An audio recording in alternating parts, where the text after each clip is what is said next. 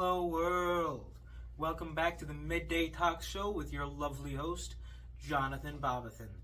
On today's episode, we'll be looking towards the land of the Isles, whiskey and bagpipes, Scotland, and we have invited a very special guest, the newest King of the Scots, General to the King, Massacre of Lords, Macbeth, everybody!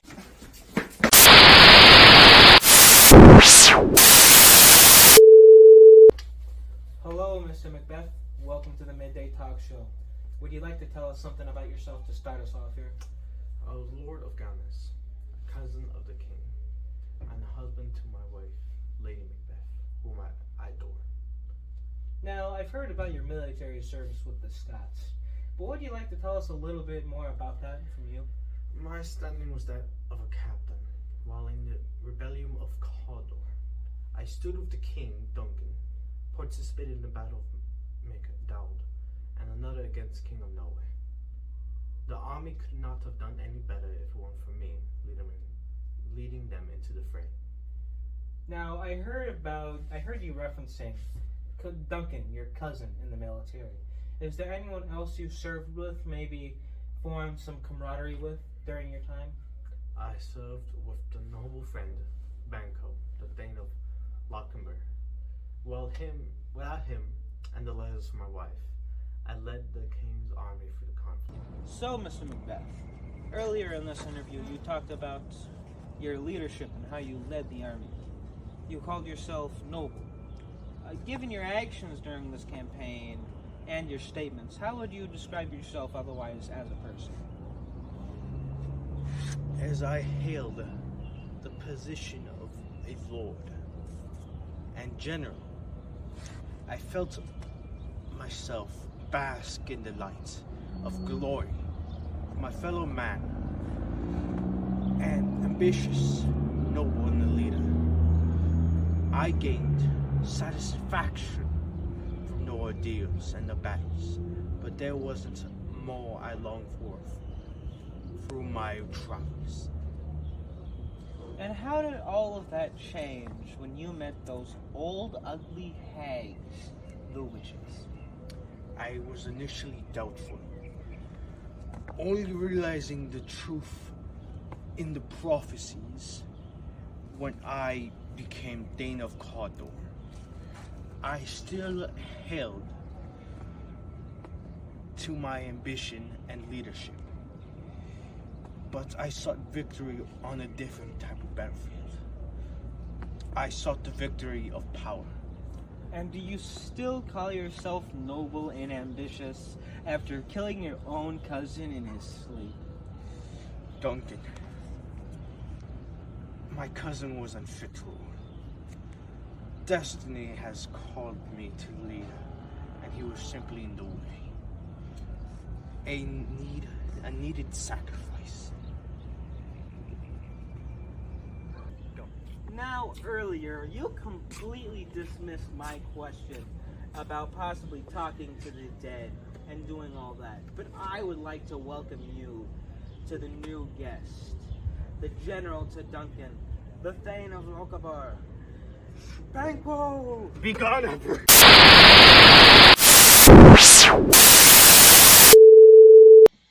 Sorry for the change of scenery, folks. Due to some anger management issues in the studio, we've been forced to move things online with the interview. So, Banquo, I've heard from you from Mr. Macbeth, but what would you like to tell us about yourself?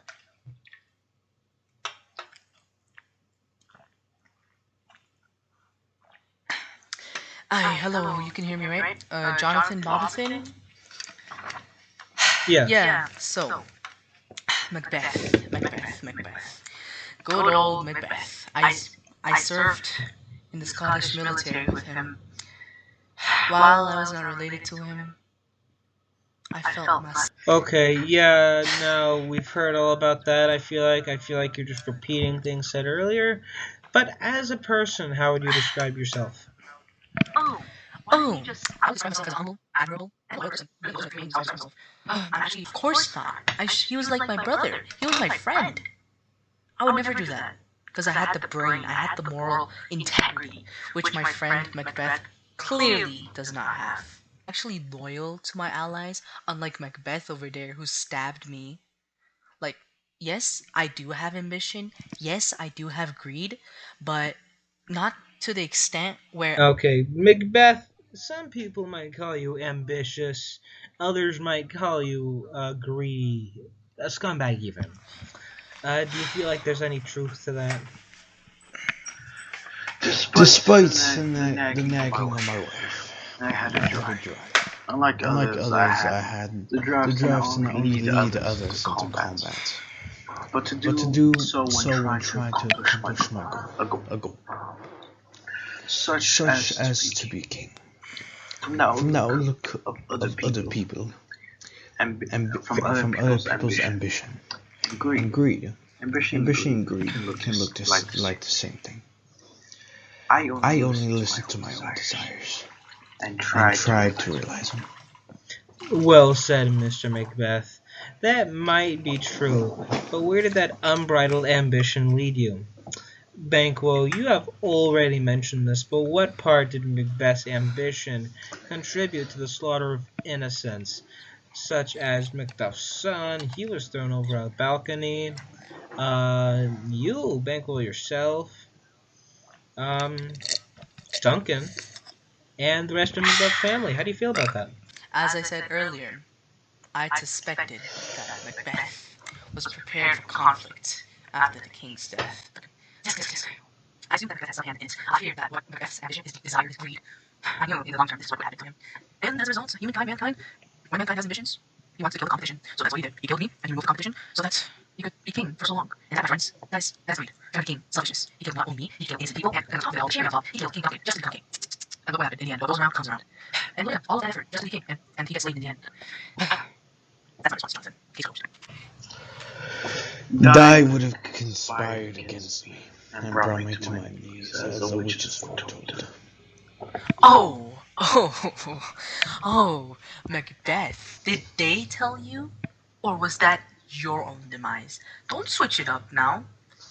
The witches, like I quote them, they explicitly said, "All hail King Macbeth," or Thane of Cawdor, or whatever, right? They predicted you would be king, or whatever. Cool. And you specifically know, and you were there, and you witnessed it and heard it, that the witches said that my lineage, I would not be king, my lineage would be king. So don't bring the witches into it. This was your own demise, Macbeth. So, Mr. Macbeth, from your experiences, would you like to present any possible warnings about ambition? Ambition is a driving force to pierce into the hearts of those who would betray you. Enough of that. And you, Banquo, appearing to be maybe more sensible. What do you have to say? Answer this question, this good question of yours, from what I've seen of my dear friend, ex-friend, Macbeth. Sadly, my friends, ambition can drive, but also it does not drive one's soul. It poisons it. It fills it with sin. It blackens your soul. I'm not saying that ambition is bad. Everyone has ambition. Everyone has needs. Everyone wants.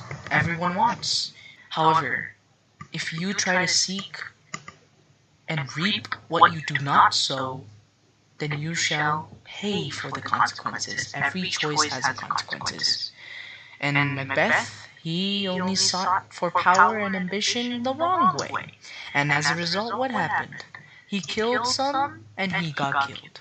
If he was instead, if he did the right way or the correct way, which was to do more good and to be more Thane of Cawdor and maybe rank up, maybe if naturally King Duncan dies, for let's say, and maybe Macbeth could have been king. So that's how I see it. Like, it's all Macbeth's fault. He knew what he did. He knew what he murdered, who he murdered, how he murdered, and whatnot. And that's why, not to bring it in, that's why you and your lady died, Macbeth. Case closed. Okay, folks. Banco signing off. Okay. As with nice meeting you, Jonathan, I gotta go. It's time for me to die now. Yeet.